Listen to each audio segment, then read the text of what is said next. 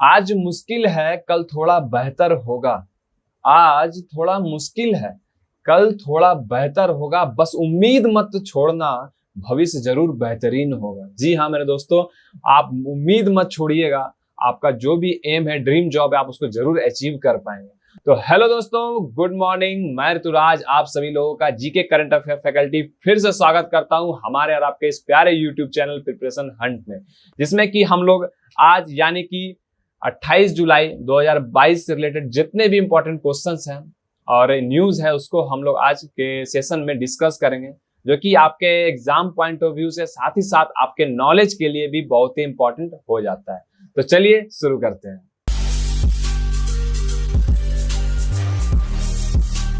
तो आते हैं हम लोग अपने स्क्रीन पे, जिसमें कि पहला क्वेश्चन है आपका। आज का पहला जो क्वेश्चन है, इन 2022 national refreshment day celebrated on which day.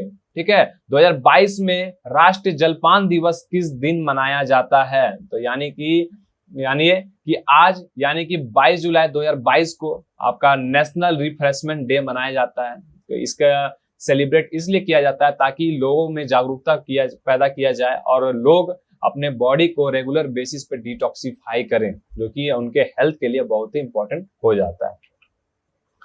ठीक है, ये जानिए कि ये आपका जो रिफ्रेशमेंट डे है, नेशनल रिफ्रेशमेंट डे, ये हर वर्ष 4 जुलाई को, ठीक है, 4th थर्सडे यानी कि चौथा गुरुवार को, जिसको कि आप लोग गुरुवार बोलते हैं, कई लोग बृहस्पतिवार बोलते हैं। तो याद रखिएगा कि चौथा बृहस्पतिवार कब, जुलाई महीना का चौथा बृहस्पतिवार को आपका नेशनल रिफ्रेशमेंट डे सेलिब्रेट किया जाता है। नेक्स्ट क्वेश्चन देखते हैं। World nature conservation day celebrated in which day every year. विश्व प्रकृति संरक्षण दिवस हर साल किस दिन मनाया जाता है? तो याद रखिएगा आज ही के दिन यानी कि 28 जुलाई को आपका विश्व प्रकृति संरक्षण दिवस को हर साल मनाया जाता है, ताकि लोगों में जागरूकता पैदा किया जाए प्रकृति के रिलेटेड और उनको अवेयर किया जाए कि आप जो डिफॉरेस्टेशन होता है, ओवर ग्रेजिंग होता है, इससे ना करें। इस साल का जो आपका नेशनल कंजर्वेशन डे का जो एम है, ठीक है, ये है cut down no plastic use. ठीक है, cut down no plastic use इसका थीम है, जिसको क्या विषय बोलते हैं। इस साल का क्या विषय है याद रखिएगा। अगर आपके कोई भी एग्जाम में पूछा जाता है कि वर्ल्ड नेचर कंजर्वेशन डे का इस साल का क्या थीम है, तो आप याद रखिएगा cut down on plastic use इस साल का आपका थीम है। नेक्स्ट क्वेश्चन पे चलते हैं। आज ही का इंपॉर्टेंट, मोस्ट इंपॉर्टेंट, जिसको आप बोलो कि what is the theme of world hepatitis day 2022। ठीक है, 2022 विश्व हेपेटाइटिस दिवस 2022 का विषय क्या है? ठीक है, इसका क्या थीम है? तो इसका याद रखिएगा, पहला थीम है इसका bringing hepatitis care close to you. ठीक है, हेपेटाइटिस देखभाल को अपना करीब लाना, ये आपका इस वर्ष यानी कि 2022 का आपका वर्ल्ड हेपेटाइटिस डे का थीम है, विषय है। हेपेटाइटिस कैन नॉट वेट, ये आपका 2021 का आपका थीम था। साथ ही साथ हेपेटाइटिस फ्री फ्यूचर, ये आपका 2022 का, और इन्वेस्ट इन एलिमिनेटिंग हेपेटाइटिस, ये आपका ये आपका 2020 हो गया, और ये आपका 2019 का यानी कि 19 का ये थीम है। ठीक है, तो याद रखिएगा अगर आपसे एग्जाम में पूछा जाता है कि इस वर्ष यानी कि 2022 का क्या है थीम, तो आप याद रखिएगा bringing hepatitis care closer to you 2022 का थीम है।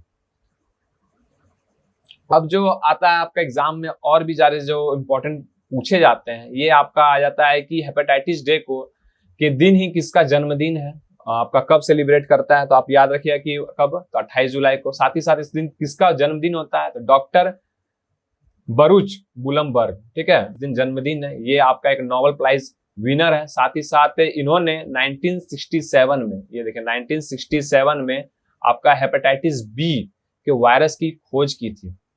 इसी दिन वो हेपेटाइटिस बी की वायरस की खोज किए थे, और ठीक उसके 2 साल बाद हेपेटाइटिस बी का वैक्सीन भी उन्होंने तैयार कर लिया था। इसके बाद उन्हें नोबेल प्राइज का विनर भी दिया गया, नोबेल प्राइज को दिया गया। ठीक है, याद रखिएगा।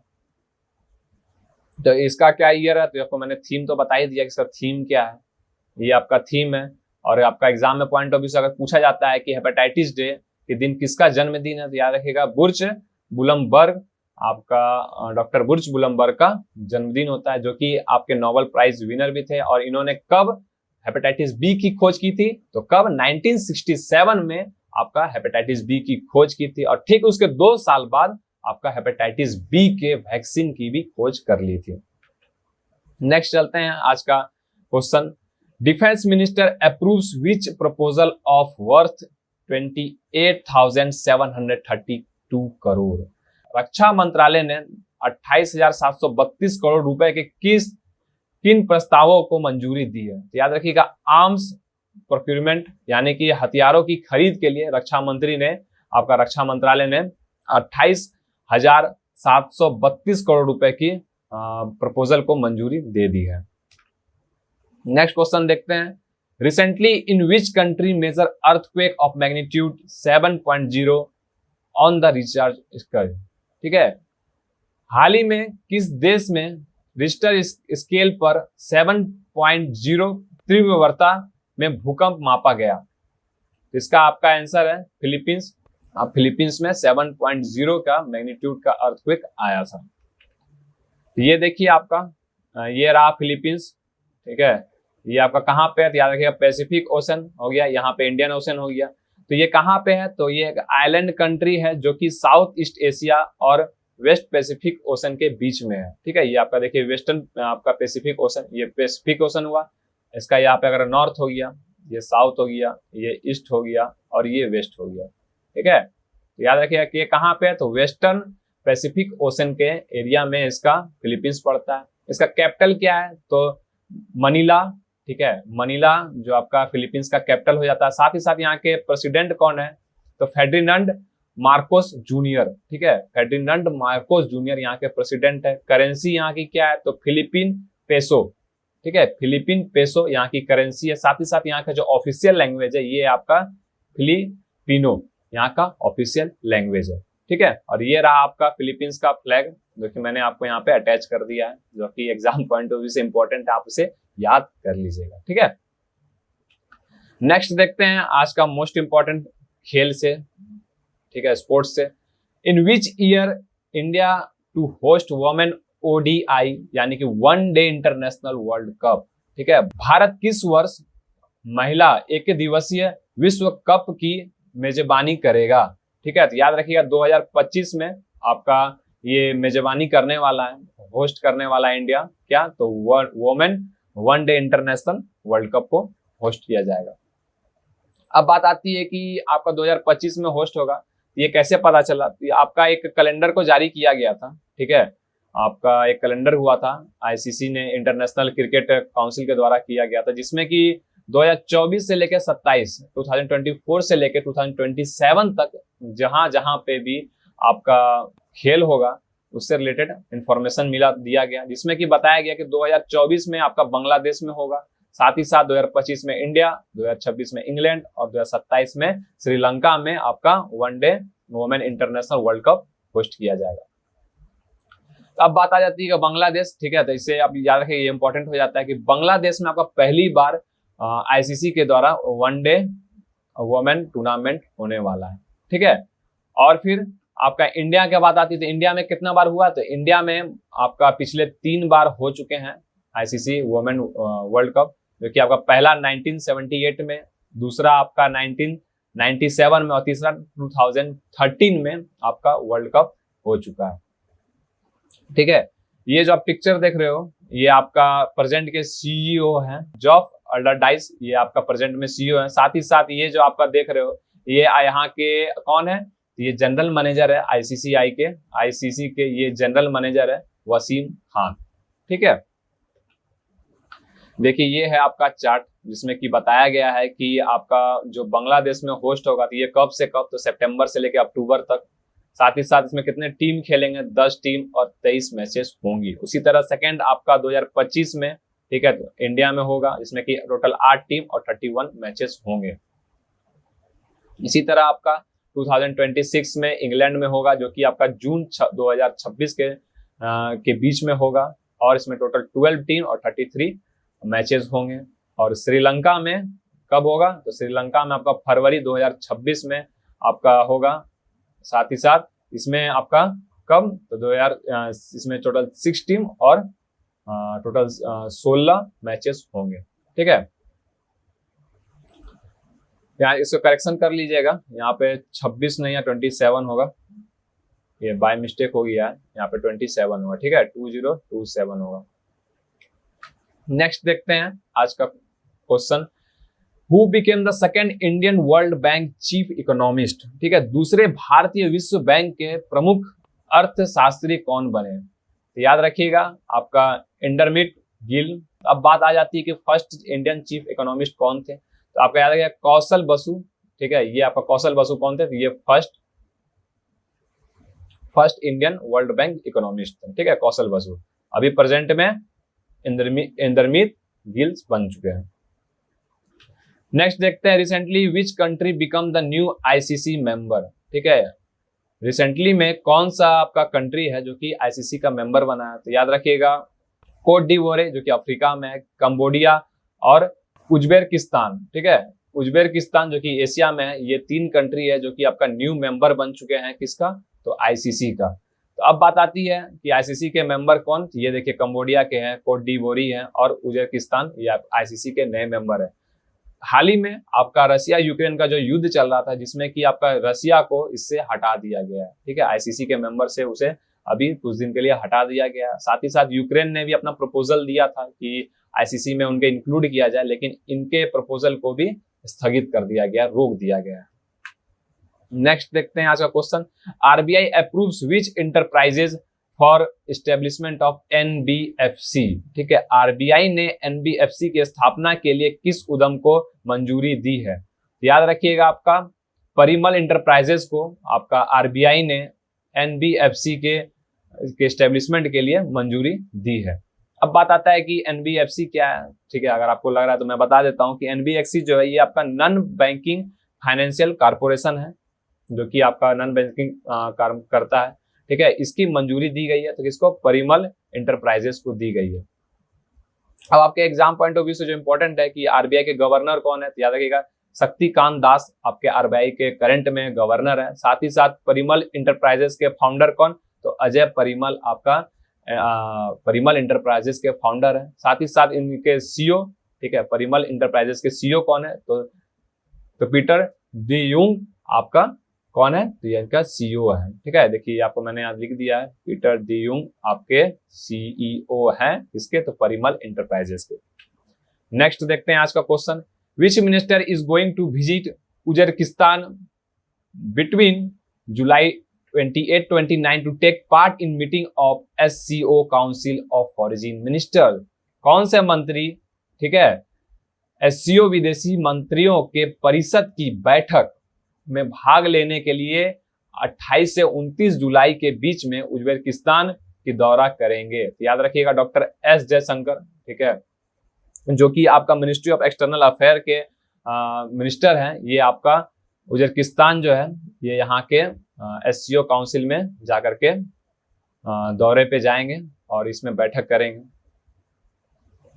तो कौन है? तो डॉक्टर एस जयशंकर। ठीक है, अब यहाँ आपका कुछ नाम दिया हुआ है, राजनाथ सिंह, नरेंद्र मोदी, अमित शाह। आप जानते हो कि आप जानते ही होंगे। ठीक है, राजनाथ सिंह जो है ये आपका कौन है? तो आपका ये आपका डिफेंस मिनिस्टर हो गए। ठीक है, एस जयशंकर को मैंने बता ही दिया, ये एक्सटर्नल मिनिस्टर है, एक्सटर्नल अफेयर्स के संभालते हैं। साथ ही साथ प्रधानमंत्री मोदी जी, तो ये जान ही रहे, ये हमारे प्रधानमंत्री जी है। साथ ही साथ अमित शाह, ये कौन है? तो ये हमारे कौन है? तो ये हमारे होम मिनिस्टर अभी प्रेजेंटली में है। ठीक है, नेक्स्ट देखते हैं, which state will host the 36 national games. ठीक है, 36वां राष्ट्रीय खेल की मेजबानी कौन सा राज्य करेगा? तो कौन सा राज्य? तो गुजरात आपका ये 36 नेशनल गेम का होस्ट करने वाला है। ठीक है, तो ये कब से कब होने वाला है? तो ये याद रखिएगा 27 सितंबर से लेकर के 10 अक्टूबर 2022 के बीच में आपका ये होस्ट करेगा गुजरात में। साथ ही साथ इसमें आपका 34 इवेंट्स और 6 वेन्यूज यानी कि 6 अलग अलग जगह में खेले जाएंगे और इसका उद्घाटन अहमदाबाद में होगा। ठीक है, ये देखिए आपका है अहमदाबाद, सूरत, बड़ोदरा, राजकोट, ठीक है, भावनगर, गांधीनगर, ये सब आपका जगह है। ये आपका 6 इवेंट है, 6 वेन्यू के जगह है जहाँ की आपका फ्यूचर में प्ले ये गेम को हेल्ड किया जाएगा। ठीक है, तो अब बात आती है कि ये 36 काउंसिल है। ठीक है, 36 आपका ये गेम एडिशन है। तो अब 35 यानी इससे पहली बार, इसके पहला जो ये कौन से स्टेट में हुआ था, तो ये याद रखिएगा, ये केरला में आपका हुआ था। ठीक है, केरला में 35 आपका एडिशन था नेशनल गेम्स का। एग्जाम के टीचर जो है, एग्जाम सेटर है, बहुत ही आपका एक कदम आगे सोचते हैं, जानते हैं कि वो कि इस बार 36 का इंपॉर्टेंट है, तो बच्चा तो सब पढ़ ही लिए होंगे, तो अब वो क्या करते हैं कि पिछले वाले को क्वेश्चन को पूछ देते हैं। इसलिए मैं आपको यहाँ पे बता दिया कि 35 एडिशन कहाँ पे हुआ था। इसके पहले वाला केरला में हुआ था, जिसमें कि टोटल 33 स्पोर्ट्स को इंक्लूड किया गया था, अलग अलग 33 खेल को इंक्लूड किया गया था। अगर आपसे पूछ दिया जाता है एग्जाम में कि फर्स्ट कहाँ पे हुआ था ओलंपिक गेम, तो याद रखिएगा लाहौर में। ठीक है, इंडिया के इंडिपेंडेंस यानी कि आजादी होने से पहले आपका लाहौर में पहला ओलंपिक गेम्स हुआ था। ठीक है, इंडियन फर्स्ट ओलंपिक कहाँ हुआ था, तो लाहौर में। साथ ही साथ आजादी होने के बाद ये आपका लखनऊ में हुआ था, आपका नेशनल गेम सबसे पहला लखनऊ में हुआ था। और ओलंपिक का जो गेम हुआ था वो 1985 में न्यू दिल्ली में पहली बार हुआ था। नेक्स्ट चलते हैं, विच एरोस्पेस। ठीक है, which aerospace and defence company India armed service locally develop QRFB। ठीक है, कौन सी एरोस्पेस और रक्षा कंपनी भारतीय सेना ने स्थानीय रूप से विकसित QRFB प्राप्त किया। ठीक है, मैं आपको पहले बता दूं QRFB क्या होता है। QRFB एक्चुअली मतलब हो गया कि क्विक, ठीक है, आपका इसका होता है क्विक रिएक्शन फाइटर व्हीकल। ठीक है, इसका एक्चुअल में होता है कि क्विक रिएक्शन फाइटर व्हीकल आपका हो गया QRFB का। तो ये किस कंपनी ने किया था, याद रखिए टाटा आपका एडवांस सिस्टम, इन्होंने आपका डिफेंस कंपनी है जो कि क्विक रिएक्शन फाइटर व्हीकल को इंडियन आर्मी ने रिसीव किया है। किसने बनाया था, तो ये आपका याद रखिएगा टाटा एडवांस सिस्टम के द्वारा आर्मी में रिसीव किया गया है। ठीक है, तो अभी आपका आर्मी की बात आ गई है हमारे आर्मी की, तो अब आर्मी के करेंटली में कौन चीफ स्टाफ है। ठीक है, चीफ ऑफ आर्मी कौन है, याद रखिए जनरल मनोज पांडे, ये आपके करेंटली में कौन, तो चीफ ऑफ आर्मी है। साथ ही साथ डिफेंस मिनिस्टर हमारे कौन है, तो राजनाथ सिंह हमारे डिफेंस मिनिस्टर है। नेक्स्ट देखते हैं, which country archaeologist unreveal a rare and remarkable well preserved Roman era coin. ठीक है, किस देश के पुरातत्ववेदों ने एक दुर्लभ और उल्लेखनीय रूप से अच्छी तरह से संचित रोमन युग के सिक्के का अनावरण किया है। इसका सही आंसर है आपका इजराइल। ठीक है, इसमें आप देख रहे हो इसमें चंद्र देवी लूना का पिक्चर है बना हुआ है, और ये इसे जल में पाया गया है। ठीक है, पानी के अंदर पाया गया है। अब बात आ जाती है कि इजराइल की, तो इजराइल का इससे इंपॉर्टेंट कुछ हम लोग डिस्कस करते हैं कि इजराइल का कैपिटल क्या है। तो इजराइल का कैपिटल जेरूसलम आपका ऐसा कैपिटल है। साथ ही साथ हिब्रू आपका यहाँ का ऑफिशियल लैंग्वेज है। इजराइल का जो ऑफिशियल लैंग्वेज है हिब्रू है। और यहाँ के प्रेजेंट में जो प्रेसिडेंट है वो है आइजैक हेरजोग। ठीक है, ये आपका प्रेजेंट में प्रेसिडेंट है। साथ ही साथ प्राइम मिनिस्टर कौन है, तो यार लैपिड आपका यहाँ के प्राइम मिनिस्टर है इजराइल के। ठीक है, ये थी बातें कुछ इंपॉर्टेंट इजराइल से रिलेटेड जो कि मैंने आपको डिस्कस कर दी।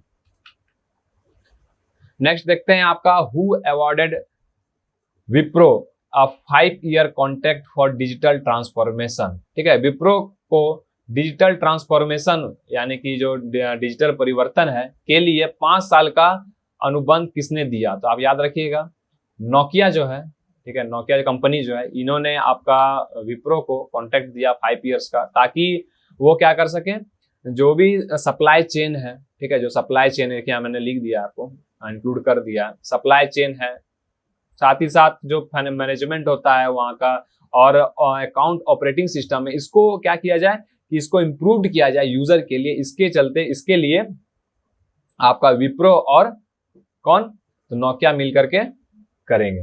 ठीक है, तो प्रेजेंटली में अगर देखा जाए कि विप्रो का फाउंडर कौन है, तो एच हैसम परमजी इसके फाउंडर है। साथ ही साथ सीईओ जो है तेरी देलापोर्ते। ठीक है, तेरी देलापोर्ते आपका इसके सीईओ हैं।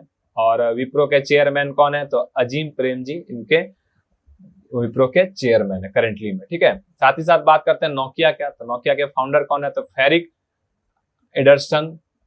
ठीक है, इनके फेरिक एडरसन, साथ ही साथ योड पोलोन और लियो मैचरिन। साथ ही साथ नोकिया के चेयरमैन कौन है, तो सारी बलदूफ ये आपका नोकिया के चेयरमैन है और इसका जो हेड क्वार्टर है वह इसोप फाइनलैंड में इसका हेड क्वार्टर हम लोगों को दिखता है। ठीक है, नोकिया अगर आपसे एग्जाम पूछ दिया जाए कि नोकिया का हेड क्वार्टर कहाँ है तो आप याद रखिएगा फाइनलैंड इसोप में इसका हेड क्वार्टर है। नेक्स्ट चलते हैं, which state of India will start taking step of ensure every citizen full digitally literate. Bharat का कौन सा राज्य प्रत्येक नागरिक को पूरी तरह से डिजिटल रूप में साक्षर सुनिश्चित करने के लिए कदम उठाना शुरू किया है। ठीक है, तो याद रखिए केरला जो है ये आपका स्टेट जो लोकल के पीपुल हैं, ठीक है, लोकल वहाँ के जो वहाँ के जो लोग हैं उसके साथ और साथ ही साथ बच्चों के बीच में अवेयरनेस बढ़ाने के लिए ये आपका डिजिटल लिटरेट स्टार्ट करने वाले हैं, एक स्टेप लेने वाले हैं, जिसमें कि आपको ट्रैप जो ऑनलाइन ट्रैप होता है जिसमें कि फ्रॉड किया जाता है, साथ ही साथ जो साइबर अटैक होता है, ठीक है, साइबर स्पेस के बारे में, थ्रेट ऑफ साइबर स्पेस के बारे में नॉलेज दिया जाएगा। ये तो बातें थी आपका इंपॉर्टेंस केरला से। अब देखते हैं यहाँ के जो प्रेजेंट में चीफ मिनिस्टर कौन है। तो याद रखिएगा पनाया राय वजियान यहाँ के करेंटली के चीफ मिनिस्टर है। साथ ही साथ यहाँ के गवर्नर जो है ये आरिफ मोहम्मद खान यहाँ के गवर्नर है, केरला के गवर्नर है। ठीक है, तो ये थी बातें आज के करंट अफेयर के टोटल इम्पोर्टेंस जो एग्जाम पॉइंट ऑफ व्यू से आपका इम्पोर्टेंट हो जाता है। ठीक है, तो आप इसे अच्छे से नोट कर लीजिएगा। तो ये सब जितना करंट अफेयर है ये आपके एग्जाम पॉइंट ऑफ व्यू से बहुत ही इंपॉर्टेंट हो जाता है।